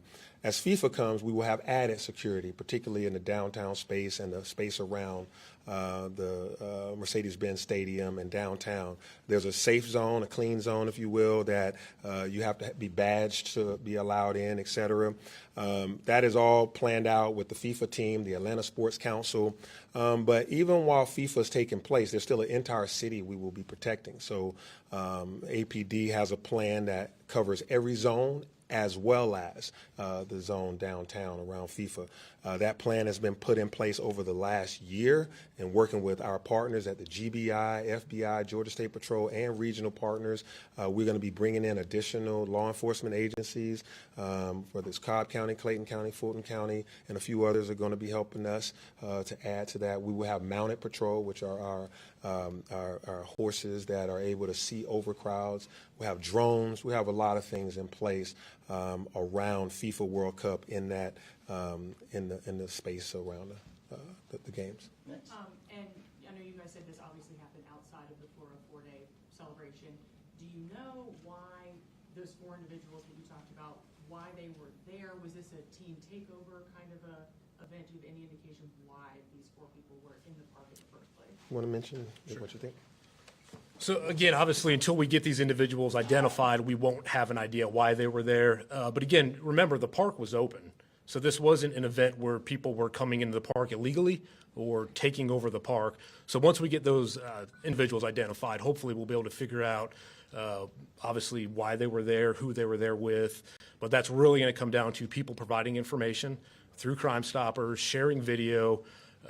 Any bit of information will hopefully get us to that point where we can answer that question. CBS Atlanta, you have a question? And just really quick, I just want to address the team takeover. Just let me be clear. There were no team takeovers identified during this weekend. We had dedicated analysts working all weekend, and that was one of their sole responsibilities to identify team takeovers. We knew where we were going to have a lot of people at, and Piedmont Park was one of them. As the mayor said, we had adequately staffed people, and unfortunately, when that incident happened, it wasn't a 911 call. It was an officer strategically placed in that park that heard the gunfire and started that location before a 911 call even came up. Same thing with the shooting on Edgewood. Prior to any 911 calls, the officers in the area heard the gunfire, and they responded before we got our first 911 call. So we look at all social medias, we look for teen takeovers, and we are in constant communications with DeKalb County, Cobb County, talking about where these teens may go. Are they going to the Battery? Or are you pushing them back down here to Atlanta? So we saw no indication of teen takeovers. We did see a lot of juveniles in the park, but those kids were not being rowdy or disruptive until that tragic incident happened. And also, just one other thing on Edgewood, there were 32 officers assigned to Edgewood during that time. So, proper coverage. And the incident occurred on a back alley, unrelated to 404, unrelated to Easter, unrelated to spring break. These are actually adults, and we think it was, well, I'll let APD talk about what we think it is, but it was intrapersonal. It had nothing to do with nightlife. We really applaud the Edgewood corridor this weekend for their nightlife. We worked with them over the past couple of years because an incident happened a couple of years ago. And so with all of the police that were there and all of the nightlife operators, on the street, it went well, and in the bars. Who's next? Richard, so I kind of have, since he didn't have one, I got two easy ones. Do you have more information about the four who were shot? I think it was Sparks. Just basic details about what kind of happened. Either one of you want to talk about Sparks? So real quick with Sparks Street, where, again, that just happened last night. We're early in the investigation. We do know that there was some type of fight that broke out. We're being told initially there was a group of females that started a dispute. And then, of course, we had individuals with firearms that should not have had that firearm. And they began discharging them. And then we did have one adult and 3 juveniles sustain gunshot injuries. One of those juveniles is currently at Grady in critical but stable condition at this point. And what was the event, essentially? So there was a birthday party. We knew about this. However, that party was shut down. And afterwards, there was a pop-up after party that appeared over on Spark Street. And we know now that a lot of those individuals arrived on Spark Street. And Mr. Mayor, I have a quick question for you. You've done a lot to try and provide diversions for City of Atlanta youth and teens, but we're hearing these kids are coming in from Norcross, they're coming in from Peachtree Corners. What can you do? Coordinate with other places to try and encapsulate so these other kids who are visiting the city can take advantage? Yeah, that's a great appropriate question. We are trying to make sure that every young person in Metro Atlanta is safe. And I hope that everyone in Metro Atlanta is trying to make sure that every youth is safe. So 600,000 teens, 600,000 students are out of school right now. So that is a lot of people to try to come to the City of Atlanta's rec centers or to come to City of Atlanta parks. And so I'm thankful for all of the clergy, all of the do-gooders in the community that have texted me or emailed me, you got to give these kids something to do. And so we've expanded the hours of operation at the Department of Parks and Recreation, at Promise Centers. We're even investing in trying to create what we call third spaces. You have home, school, and where else. So the third spaces will be fun zones and places. We've done teens, have these Teens After Dark programming that's at our Parks and Rec, and they're going well, but it's still just the city of Atlanta. The city's population is about 8% of the metro area. It's 520,000 Atlanta residents, and there's 6.5 million Metro Atlantans. This 8% can't take care of 92% of the folks' kids. So, but they love our amenities. Piedmont Park is paid for by Atlanta taxpayers and the Conservancy, but folks from all over come enjoy it. The Beltline. The Beltline had over 20,000 people walk across our counter this weekend. 20,000 people enjoyed themselves with no incident. Those kids are coming from all over. There's people jogging on the Beltline. They're coming from all over Metro Atlanta and beyond. So how do we make sure that youth from all over are safe? I hope that the whole region addresses their youth's need for outlets that are enjoyable, that are enriching, they're safe. The city of Atlanta is going to continue to carry a heavier load than others just because we're the central point and everybody loves the city.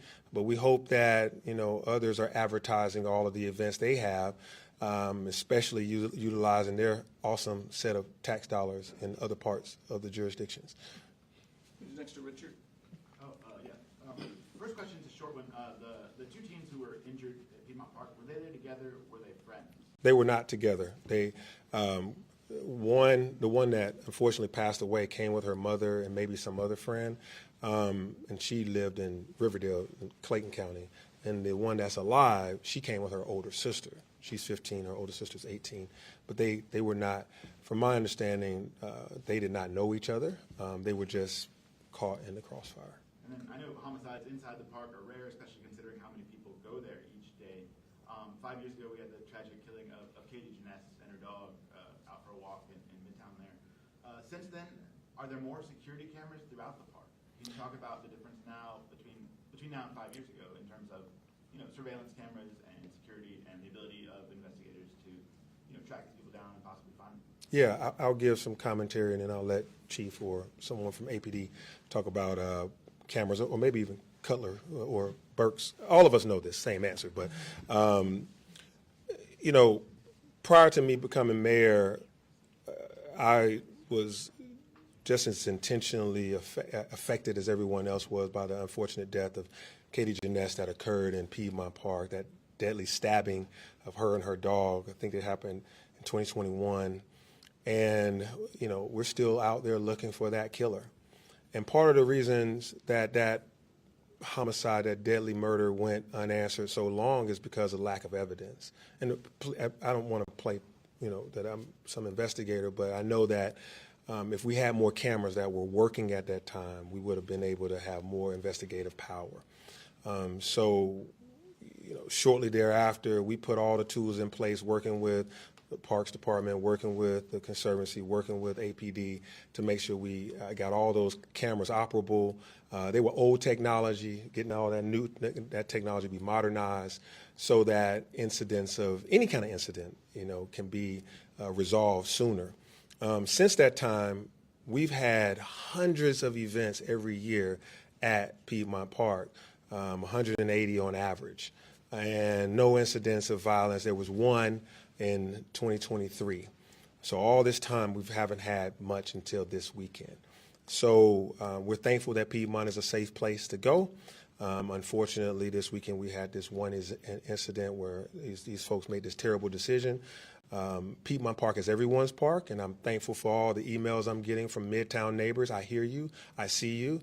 I'm interested in the safety of Piedmont Park, which is why it's been majority safe over the past 4 years, and why we've gotten cameras up and on, and also why I'm concerned about the whole city. So the outrage that any neighbor of Midtown around Piedmont feels, I hope you have that same outrage for whatever happened on Campbellton Road and whatever happened in Edgewood and whatever happens across our city. Outrage about violence should go to every community, not just around Piedmont. We're going to continue to make sure Piedmont's safe. It's one of our crown jewels, and we do a lot of events there. And yes, the cameras are working. Anybody want to speak to that, Ms. Burks? Oh, I did. Okay. Cameras are working. Next, you have anything? Go ahead, ma'am. Hi, yeah. We have a couple big events coming up, Jazz Fest, the Atlanta Symphony, different things.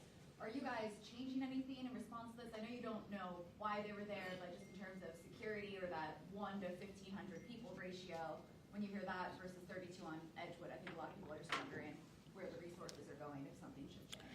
Yeah, I'll start with just a policy answer, and then APD can talk about any modifications they'll make for large-scale events. And yes, you're right. Atlanta Jazz Festival, 3 days. Symphony's coming, Dogwood Festival. This is stuff that we have every single year. That's awesome. A lot of people come there. The policy, we'll be talking to council about it to see if that's enough. We'll be talking to special events folks to see if that's the appropriate amount. Most of the time, APD encourages those event promoters as well as the special events team and parks to go beyond what the required number is.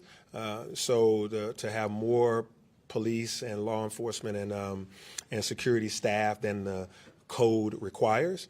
But I look forward to working with Council President and the City Council to see if that's the appropriate number of required officers at an event. Anybody want to talk about special events coming up? Anything like any modifications we would make for Jazz Festival or Dogwood or anything like that? Okay. Okay. All right. Deidre? All right. Two-pronged. First, perhaps someone with APD can answer. We're hearing that possibly the grandmother who was watching the 3-year-old who was shot was taken into custody by police and or charged. Can we get any confirmation on that? No, ma'am, she has not been charged. This is an active investigation, and she is a witness in this investigation. She was the one inside the location with the 3-year-old when the 3-year-old was deceased. Allegedly, there were other individuals inside, but we haven't identified any of those other individuals. So right now, she is the sole witness to this incident, so she was brought down to be questioned as a witness at this point, but still a fluid investigation. Okay, thank you. And then just overall on youth crime, so many of the young people who were victimized or involved in the shootings this weekend were teenagers. We had an instance where on social media in the Piedmont Park case, you saw kids as young as 8th grade being interviewed by a social media influencer after the shooting. What is your message to parents? Because you hear so often that it starts at home. A lot of good kids want to hang out, but unfortunately, we're seeing too many instances like we've seen this weekend involving youth. Yeah, I'll start, Mayor. And Mayor said it best. Parents, know where your kids are, because if you don't and they're getting in trouble, APD will be calling you. We see a lot of kids now who are showing up in rideshare. Parents used to drop them off, but we saw a lot of kids leaving the park in rideshare. So the parents don't even know where those kids are. But understand we will be enforcing the curfew. We encourage kids to come out and have a good time. And the mayor have told you about a lot of spaces, safe spaces, that they can go and have a good time. And the parks are one of them. But if they are out past curfew or they're doing something unlawful, those kids are going to be detained, and those parents are going to be charged with curfew violations. So parents, we just send a message to you saying, know where your kids are before APD calls you. Yeah, Chief said it accurately, and I mean, I'll add to that. I'm a father of a daughter that went to Atlanta Public Schools, grew up in this city, now is off to college, and we, knew where our daughter was at all times. And we know that teenagers, they sometimes play games. Mom dropped me off over ABC's house, and then when they get to ABC, that's when they take off and go somewhere else. And this family might be a little looser with their controls on where kids can go and the things they can do. So drop me off over his or her house, and then once we get over there, we know that mom and dad is at work, or that mom and dad is gone to the game. And so we got 3 hours to play around, etc.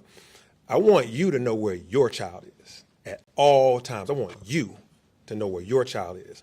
You know where they are going, where they could potentially go, have a cell phone tracker, be able to, don't allow them to just go Uber anywhere and you not pay it any attention. And definitely don't drop off a child right up against curfew, because they're going to be a curfew violator moments later. These are just precautions we're asking you to take in Metro Atlanta. If you live in the suburbs and drop your kids off downtown because you want to have some fun downtown Atlanta and then go pick them back up later, you need to be making sure you know where they are. This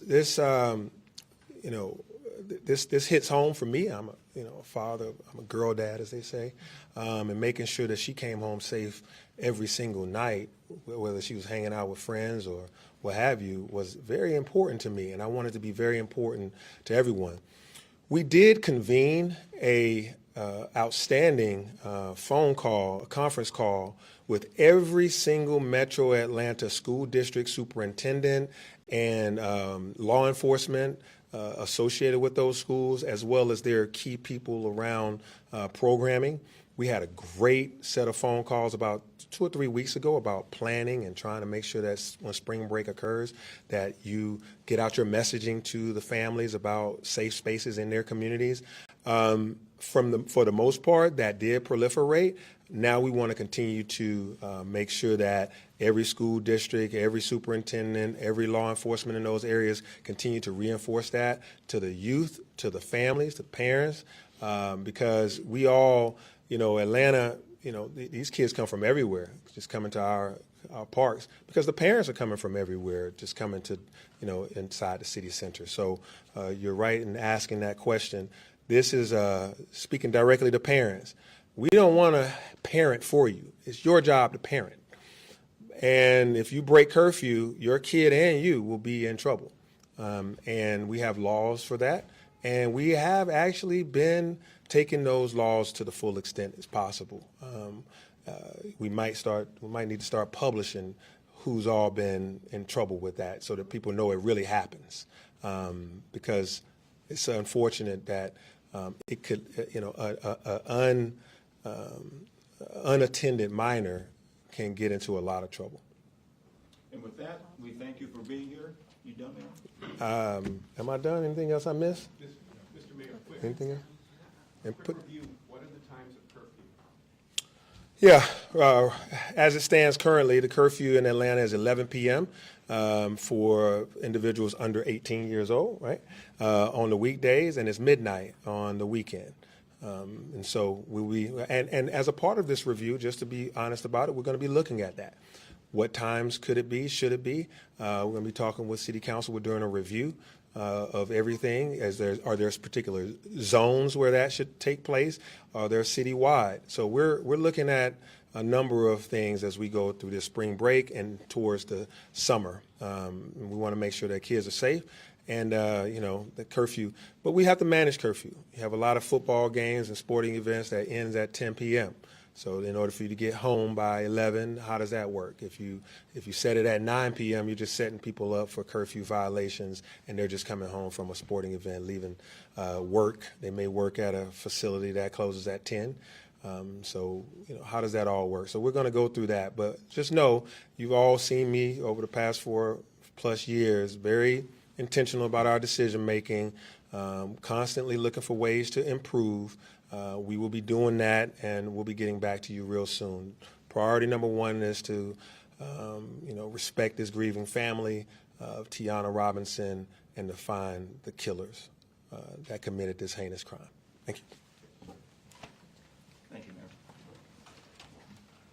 More information will be on our website for us, and the PowerPoint presentation that you saw, that will be available, that will be sent to you as well. Okay, so there you have it. Somber words from city officials after a tragic weekend in Atlanta, and of course the case that has drawn the most attention, a 16-year-old girl dead, another teenage girl injured after a shooting at Piedmont Park on Saturday night following 404 day events at the park. The 15-year-old girl in the hospital as far as we know, and obviously just an incredibly sad piece of news to report. City officials looking to make sure that they do everything in their power to create a safe environment for everyone. You also heard plenty of mention of the World Cup coming up. Security at the World Cup, a major concern. So being able to listen to that press conference, critical after a very, very dangerous weekend in Atlanta. Okay, we've only got about 4 minutes left in the stream here, so we're going to shift gears. We don't quite have time to dig all the way into anything else. So what we're going to do instead is it's a big 48 hours on the college basketball calendar. 2 national championships. Yesterday, we had UCLA taking down the South Carolina Gamecocks for UCLA to win their first ever national championship in women's basketball. UCLA men's basketball, one of the legendary programs of all time. Now the women are on the board with a national championship of their own after they destroyed South Carolina, a South Carolina team that has kind of been the defining program of the last decade of women's college basketball. Just had never had a chance in that national championship game. A huge win for UCLA. Congrats to the Bruins. Now, of course, tonight, 8:50 p.m. TBS, is UConn versus Michigan. the national championship in men's college basketball. UConn taking down Illinois in the semifinals. Michigan just demolishing Arizona in a semifinal that many thought was setting up to be a classic game. Arizona and Michigan seemed like the two best teams in the country this year, and Michigan just destroyed Arizona, took their will. It was an incredible thing to watch. Now, two kind of blowout-ish games in the semifinals, neither of them overly compelling in terms of the scoreboard.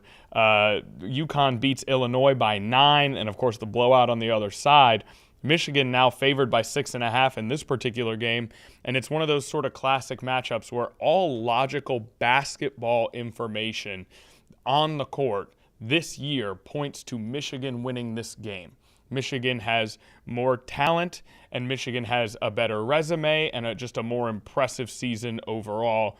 It seems as though Michigan, that's why they're favored by 6.5, is the team most likely to win this game in every basketball sense. However, in every 2026 basketball sense, however, UConn has a coach named Dan Hurley who has won 2 of the last 3 national championships and has partially willed this team to the championship game. Plenty of talent on that team as well. NBA players on the UConn team as well. 34-5 on the year, not so bad. They lost to St. John's twice, Arizona, Creighton.